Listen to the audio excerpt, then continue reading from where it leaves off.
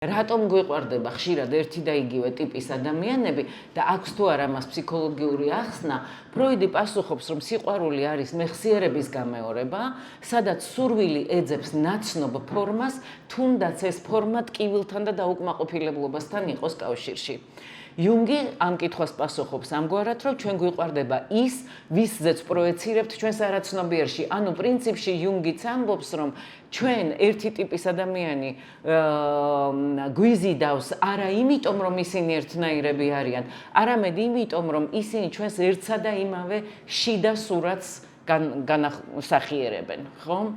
ესე იგი, ამგვარად ფსიქოანალიზის პასუხი აქ გახლავთ, რომ სიყვარულში გამეორება არ არის შემთხვევითი და არ არის შეცდომა, არამედ ეს გახლავთ ფსიქიკის მცდელობა, წარსული გამოცდილება დააკავშიროს აწყოსთან და ისევ სცადოს ეს კავშირი.